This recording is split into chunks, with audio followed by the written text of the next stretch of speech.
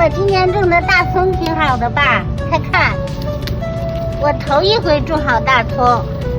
这个大葱是今年5月份政府发的那个小葱苗，就这么大。完了呢，我就把它栽到这儿了。栽到以后吧，这一年里头你别管它，栽的时候一定上足底肥是鸡粪。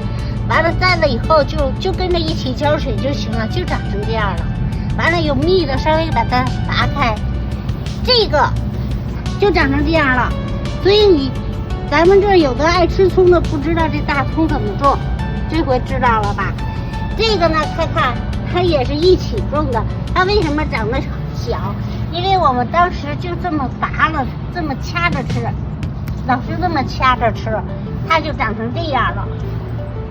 那先别说了吧。